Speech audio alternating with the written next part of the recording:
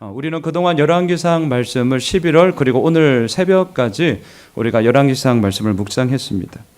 그 중에서 저는 오늘 깨짐과 회복이라는 좀 관점을 가지고 우리가 잘 알고 있는 엘리야 선지자를 좀 살펴보려고 합니다. 첫 번째 깨짐인데요. 자, 엘리야 선지자 하면 우리들의 머릿속에 가장 먼저 이렇게 나타나는 사건이라 할까요? 그게 뭐가 있으십니까? 아무래도 많은 분들의 머릿속에는 열왕기상 18장에 있는 갈멜산에서의 사건이 제일 먼저 떠오를 것입니다. 바알과 아세라를 섬기는 850명의 우상을 섬기는 이방 선지자들과 한판 대결해서 엘리야는 아주 멋지게 승리를 거두죠. 엘리야의 기도로 하늘에서 불이 내렸고요. 3년의 가뭄이 끝나고 큰 비가 내렸습니다. 영적 어둠이 물러나고 우리가 앞서 찬양한 것처럼 시온의 영광이 빛나는 것처럼 너무나도 놀라운 영광의 빛이 북이스라엘 가운데 비추게 되었습니다.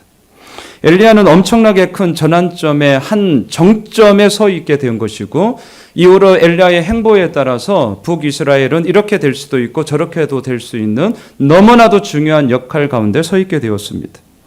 자, 그런데 열왕기상 18장과는 달리 이제 우리가 방금 보았던 19장으로 딱 넘어가는 그 순간 우리의 그림과는 너무나 상반된 모습의 엘리야의 그림이 보여집니다.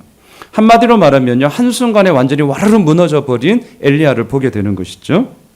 여러분, 엘리야는 하나님의 사람이었습니다. 엘리야는 기적의 사람이었습니다. 엘리야는요 850대 1의 대결에서 승리한 사람이었습니다. 그런데 그 엘리야는 아무것도 아닌 사람처럼 모든 허망함과 두려움에 덜덜 떨면서 오늘 본문에서 도망치고 있습니다.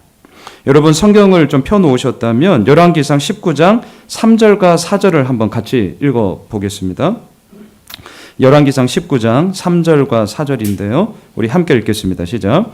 그가 이 형편을 보고 일어나 자기의 생명을 위해 도망하여 유다에 속한 브엘세바에 이르러 자기의 사안을 그곳에 머물게 하고 자기 자신은 광야로 들어가 하룻길쯤 가서 한 로뎀나무 아래에 앉아서 자기가 죽기를 원하여 이르되 여호와여 넉넉하오니 지금 내 생명을 거두시옵소서 나는 내 조상들보다 낫지 못하니이다 하고. 그동안 엘리야는 자기의 생명을 내어놓고 사역했던 하나님의 사람이었습니다. 그런데 오늘 본문에서는 갑자기 자기 생명을 위하여 이제는 살려달라고, 그리고 또한 브엘세바에 가서는 나를 죽여달라고 도망치는 도망자가 되어버렸습니다. 3절을 보면 엘리야가 도망간 곳이 어디냐면 유다에 속한 브엘세바까지 도망쳤습니다. 여러분, 이스라엘의 지도를 보시면요, 최남단에 거했던 땅이 어디냐? 브엘세바입니다. 우리나라로 말할 것 같으면 마치 해남에 있는 땅끝 마을, 이것을 생각하시면 되죠. 브엘세바까지 엘리야가 갔다는 것은 자신이 할 수 있는 한 최대한 멀리까지 갔다라는 의미를 가지고 있습니다. 그런데 우리가 방금 3절에서 읽었지만 그것도 모자라서 산을 두고요, 자기는 하룻길을 더 아무것도 없는 광야 속으로 들어가게 되죠. 그리고 홀로 숨었고 그 숨었던 곳은 우리가 잘 알고 있는 로뎀나무 아래에 숨었습니다. 근데 여러분, 많은 분들이 이 구절을 진짜 오해를 많이 하시는데요. 로뎀나무는 엘리야에게 있어서 진정한 안식처가 되지 못했습니다. 로뎀나무는 사실 굉장히 쓸모없는 나무입니다. 로뎀나무의 가지는요, 마치 지금 앞에 보시는 것처럼 이렇게 삐죽삐죽 가시처럼 빗자루처럼 이 이파리가 되어져 있기 때문에 그 중동 지역에 내리쬐는 햇볕을 거의 막아주지 못합니다. 그리고 더 나아가서는 로뎀이라는 그 히브리어의 원어를 보면요, 여러분, 시궁창이라는 뜻을 갖고 있어요. 그래서 참고로 로뎀이라는 단어를 쓰시면 안 돼요. 심지어는 어떤 교회도 로뎀, 결코 좋은 뜻이 아닙니다, 사실. 그러니까 우리가 상상하고 있는 로뎀나무 카페가 아니라니까요. 정말 이 단어 쓰시면 안 돼요. 여러분, 너무나도 시궁창이었고 너무나도 냄새나고 너무나도 비참함 가운데 그냥 자신의 목숨을 죽여달라고 허망한 가운데 빠져있는 엘리야를 우리가 보게 되는 것이죠. 엘리야는 왜 그늘도 되지 않는 로뎀나무 아래에 앉아 있는 것입니까? 그것은 엘리야의 마음속에 더 이상 하나님이 나의 진정한 그늘이 되심이 사라져 버렸기 때문이죠. 왜 하나님을 떠나 최남단 브엘세바까지 갔습니까? 그것도 모자라서 하루길을 더 아무것도 없는 광야 안으로 들어간 것입니까? 그것은 하나님이 더 이상 자신과는 아무런 상관이 없다라는 그러한 믿음의 잃어버림 속에 하나님의 원망과 하나님에 대한 불평으로 그의 모든 삶이 가득 차 버렸기 때문이죠. 자, 지금 엘리야의 마음은 완전히 무너졌고요. 또한 하나님을 향한 믿음은 온데간데 없이 다 사라져 버렸습니다. 자, 그렇다면 여기서 우리가 첫 번째 이런 질문을 한번 던져봅시다. 왜 이렇게 됐냐는 거죠. 왜 이렇게 되었을까? 그것은 오늘 제가 설교의 제목처럼 깨졌기 때문입니다. 뭐가 깨졌느냐? 자기가 생각하고 있던 그림이 깨져버렸기 때문이죠. 여러분 19장 1절을 보시면 갈멜산에서의 승리 이후에 아합은요 자신의 왕궁으로 돌아가 자신의 아내였던 이세벨에게 자초지종을 다 얘기합니다. 이세벨의 반응이 어떠했습니까? 하나님이 진짜 살아계시군요. 내가 그동안 섬겼던 바알과 아세라는 완전히 거짓된 신이었군요. 가 아니었습니다. 전혀 다른 반응이 나타나죠. 그것이 무엇이었죠? 내일 엘리야 너를 반드시 내가 잡아서 죽여버릴 거야. 선전포고를 하게 됩니다. 그런데 여러분 이 정도의 반응은 그동안 이세벨이 살아왔던 삶을 보면 충분히 그렇게 반응할 것이라는 예측을 우리가 할 수 있는 여인이에요. 다시 말할까요? 지금 엘리야에게 벌어진 이러한 현상은 충분히 예측할 수 있고 충분히 납득할 수 있고 이세벨이라면 충분히 그렇게 할 수 있는 여자라는 것을 다 공감할 수 있는 일이 벌어졌다는 거죠. 그런데도 엘리야는 그 일 앞에 지금 좌절했고 낙담 가운데 자신을 죽여달라고 허망한 가운데 빠져 있습니다. 왜냐하면 엘리야 속에는 이미 다른 그림이 그 가운데 들어와 있었기 때문입니다. 엘리야는 아마 이렇게 기대했을 것입니다. 갈멜산의 승리 이후에 북이스라엘의 모든 자들이 회개하며 참회하며 하나님 앞에 영적 대각성 집회를 벌일 거다. 모든 사람이 나를 따를 것이고 모든 사람이 나를 지지해 줄 것이고 모든 사람이 나를 신뢰함으로 말미암아 와 엘리야 선지자님 정말 당신 때문에 우리가 이러한 힘을 다시금 얻게 됩니다 라는 것으로 나를 반겨 맞아 줄 거다 라는 생각을 하게 되었던 것이죠. 그런데 막상 뚜껑을 열어보니까 어떻습니까? 자신의 생각과는 완전히 다른 현실의 이야기가 펼쳐지기 시작하는 것이죠. 걷잡을 수가 없는 거예요. 그러다 보니까 엘리야의 마음이 완전히 꺾여 버렸던 것입니다. 여러분 19장 3절을 다시 한번 보셔요. 19장 3절 우리 다시 한번 읽어보도록 할까요? 시작.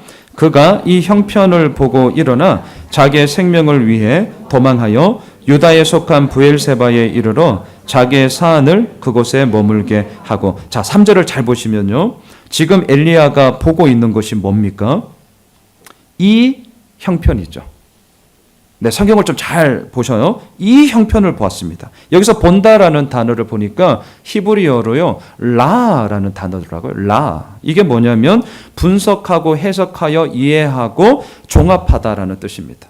다시요. 분석하고 해석하여 이해하고 종합하다라는 단어. 이게 라라는 뜻입니다. 지금 엘리야는 이 형편을 보았습니다. 다시 말할게요. 자기 주변에 벌어지고 있는 상황을 분석했습니다. 이스라엘의 영적 상태를 해석했습니다. 그리고 아합과 이세벨의 반응을 이해하고 종합해 보았습니다. 라요, 라. 자, 그랬더니 그 결과가 뭐냐? 예스가 아니라 노였다는 거죠. 하나님의 거룩한 영적 갱신이 일어날 줄 알았는데 그게 아니더라는 거예요. 그래서 어떻게 합니까? 도망갔습니다. 그래서 어떻게 했습니까? 좌절과 낙심 가운데 빠져버리게 된 것입니다. 여러분 말씀을 묵상을 하면서 제 마음속에 이런 생각이 들었어요. 어떤 일이 생길 때는요. 그저 그냥 어떤 일이 생긴 겁니다. 이해가 되세요? 우리들 삶 속에 어떤 일이 생기잖아요. 그러면 그거는 그냥 어떤 일이 생긴 거예요. 근데 대부분은 어떻게 반응을 하냐면 이런 일 나한테는 생기면 안 되는데 라는 아주 부정적인 반응으로 제일 먼저 우리들의 마음속에 작동이 되어집니다. 그런데 때로는 이런 거 있잖아요. 그래? 그 일이 그냥 생겼구나. 얼마든지 우리가 이렇게 반응할 수도 있는 것 아닙니까? 자, 똑같은 일이고 똑같은 현상이지만 우리는 얼마든지 다르게 반응할 수 있습니다. 자, 그렇다면 오늘 본문에 나오는 엘리야는 지금 이 형편을 보았습니다. 이 형편. 나라의 영적 상태, 아합과 이세벨의 반응, 또한 그 모든 이스라엘 백성들의 마음속에 돌아가고 있는 모든 움직임들, 여론의 향방을 이 형편을 보았다고요. 자, 그 반응 속에 엘리야는 어떻게 해야 됩니까? 갈멜산에서의 승리는 그저 갈멜산에서의 승리예요. 다시 말할까요? 어제는 어제고 오늘은 오늘이죠. 오늘 엘리야가 다시 시작해야 될 곳은요, 어제의 승리가 있었던 갈멜산이 아니라 하나님 앞에서 다시금 엎드려 하나님의 인도하심을 받아야 하는 오늘이었단 말이죠.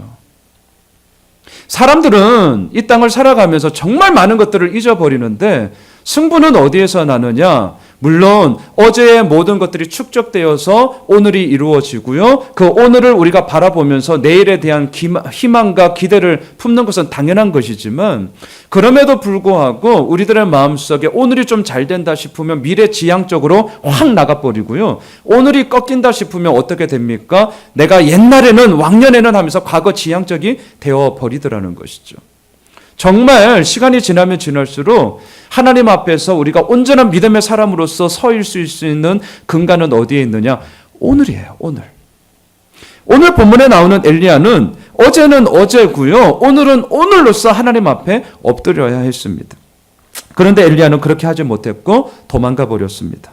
자, 한편 오늘 본문을 좀 자세히 보시면 아합의 아내였던 이세벨의 행동이 조금 의아합니다. 자, 한번 보시겠어요? 우리가 잘 알고 있지만 이세벨은 아주 잔인한 여자였거든요. 열왕기상 21장에서 우리가 이미 묵상을 했는데 나봇의 포도원을 빼앗을 때 어떻게 빼앗습니까? 겉으로는 아주 나이스하게 빼앗습니다. 불량자 2명을 돈으로 매수를 하고 거짓 증언을 딱 세우죠. 그리고 온 나라에게 금식을 선포합니다. 금식을 선포했다는 것은 나라에 아주 심각한 상황이 도래했다는 것을 알리는 것이죠. 그리고 나서 딱 봤더니 나봇이라는 이 놈이 하나님과 왕을 참남하게 하였다, 망령되이 일컬었다라는 제목을 뒤집어 씌워서 그를 돌로 맞아 죽게 만들었습니다. 이러한 여인이 바로 이세벨이었어요. 자, 그런데 그렇게 무자비한 이세벨이 지금 엘리야를 죽이겠다고 말은 하는데 그 엘리야를 대하고 있는 방법을 자세히 보시면 조금 이해가 되지 않습니다. 자, 한번 이렇게 생각해 보시죠. 만일 우리가 상대방을 죽이지 않으면 내가 살 수 없다라는 상황에 딱 처해 있다고 생각해 보세요. 여러분들 같으면 어떻게 하시겠어요? 상대방을 죽이지 않으면 내가 죽어요. 어떻게 하시겠어요? 선빵을 날려야죠. 선제공격을 해야죠. 사람을 보낼 것 같으면 아주 잘 훈련된 군사들을 보내서 그 사람을 죽이게 할 것입니다. 그런데 오늘 본문 2절을 보시면 이세벨은요, 누구를 보내냐면 군사를 보내는 것이 아니라 사신을 보내고 있어요. 자, 우리에게 지금 너무 익숙한 본문이기 때문에 이 측면을 여러분들 꼭 좀 기억해 주시면 좋겠어요. 군사를 보내는 게 아니라 사신을 보낸다니까요. 이게 무슨 뜻일까요? 아무리 이세벨이라 할지라도 지금 영적 승리를 거두었고요. 그리함으로 말미암아 이스라엘 백성들의 초미의 관심사가 된 엘리야를 함부로 대하고 있지 못하다는 사실을 우리들에게 보여주고 있는 것이죠. 더 나아가서 이 사신을 통해서 뭘 얘기하냐면 24시간이라는 말미를 전합니다. 내일 이맘때에 너를 반드시 죽일 거다라고 얘기하잖아요. 그럼 시간적으로 24시간의 말미가 주어지는 거죠. 여러분, 상식적으로 이 엘리야를 죽일 것 같으면 왜 24시간 말미를 줍니까? 말도 안 되는 거죠. 더군다나 사신을 왜 보내요? 군사 보내서 그냥 당장 그 자리에 죽여버리죠. 자, 이렇게 행동하고 있는 이 이세벨의 행함이 의아하지 않습니까? 자, 24시간의 말미를 줬다는 것은 무슨 뜻일까요? 도망갈 시간을 줄 테니까 도망갈 것 같으면 너 얼마든지 빨리 도망가라.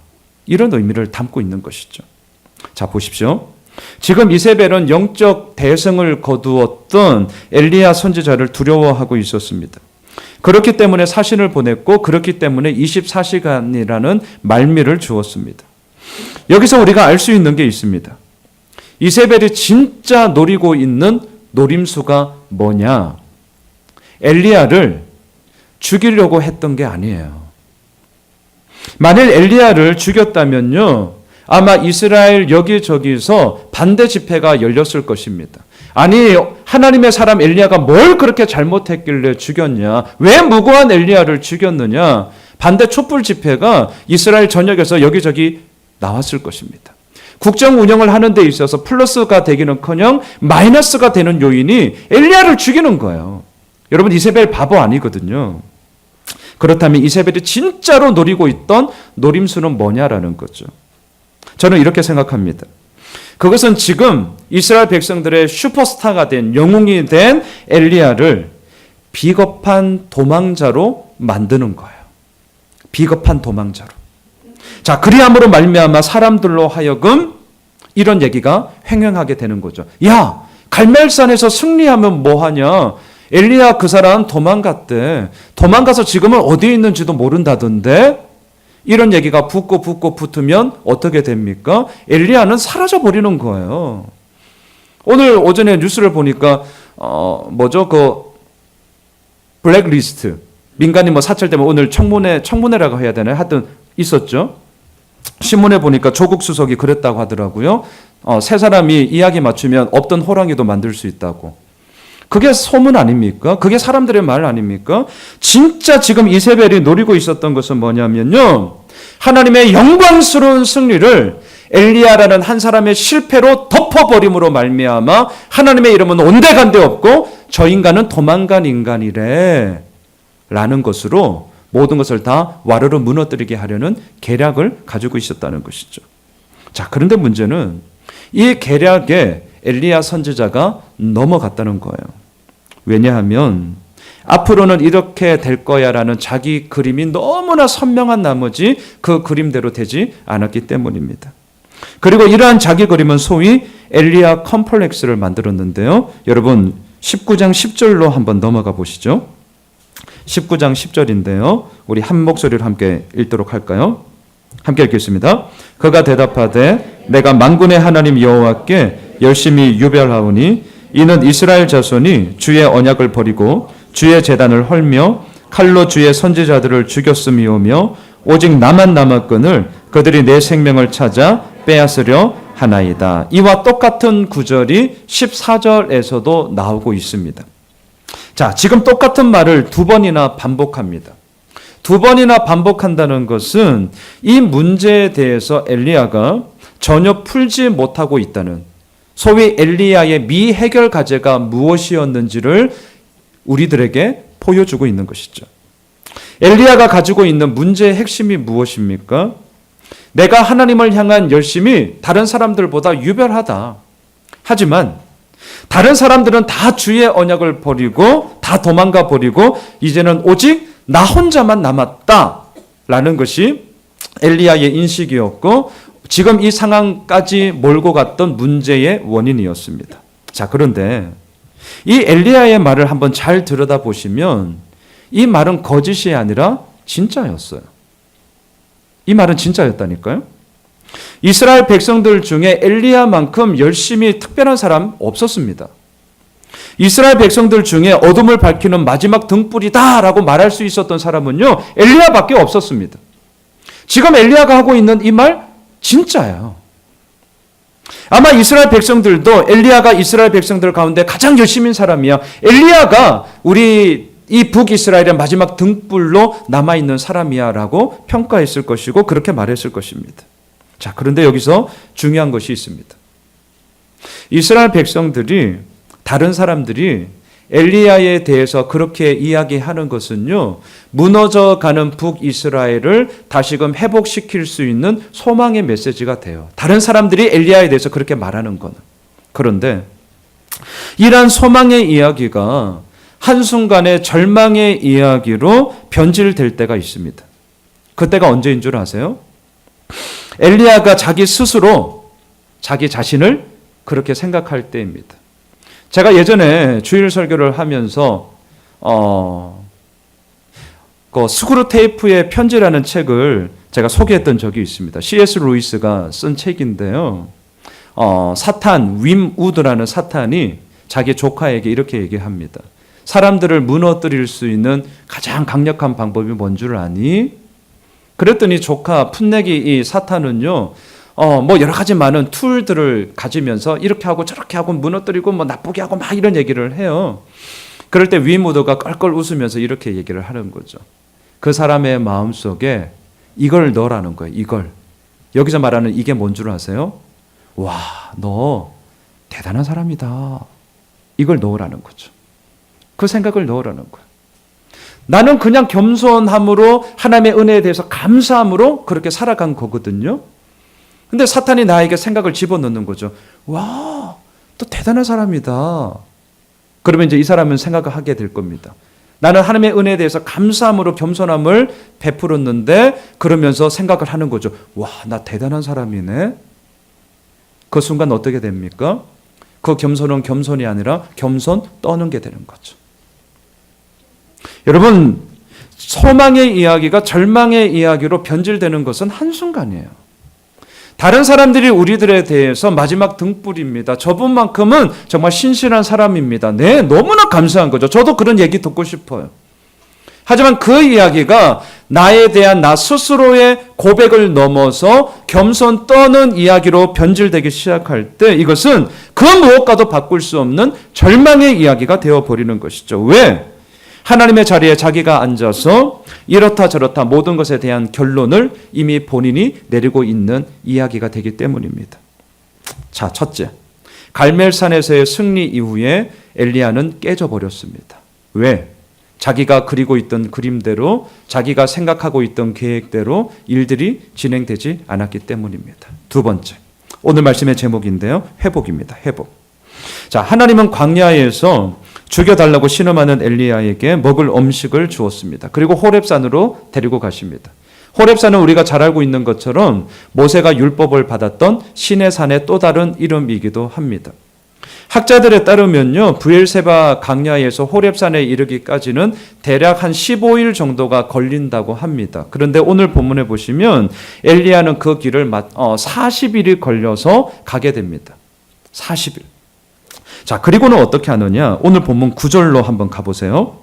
자, 19장 9절인데요. 우리 함께 읽겠습니다. 시작. 엘리야가 그곳 굴에 들어가 거기서 머물더니 여호와의 말씀이 그에게 임하여 이르시되 엘리야야, 내가 어찌하여 여기 있느냐? 자, 호렙산에 도착한 엘리야는 동굴 속에 들어가 그곳에서 지내게 됩니다. 그랬더니 하나님께서 말씀하십니다. 엘리야야, 네가 어찌하여 여기 있느냐? 이 말은 무슨 말이죠? 도대체 너는 뭐하는 사람이길래 이 동굴 속에 처박혀서 지금 숨어 있느냐? 다시 말하면 엘리야의 정체성에 대한 질문을 하고 있습니다. 그러자 엘리야가 10절에서요 울분을 쏟아냅니다. 우리가 앞서 읽었던 구절이에요. 아니, 나처럼 열심히 있는 사람이 어디 있습니까? 다른 사람들은 다 주의 언약을 버리고 다 도망치고 지 잘 먹고 잘 살려고 다 갔지만 오직 나만 남아서 하나님의 신실함 가운데 살았던 사람 아닙니까? 그런데 도대체 나에게 어떻게 이룰 수 있습니까? 어떻게 내 삶 속에 펼쳐지는 현실은 이 모양 이 꼴입니까? 라고 울분을 토하고 있습니다. 자, 그러자 하나님이 어떤 반응을 하시냐면 마치 퍼포먼스를 하세요. 퍼포먼스를.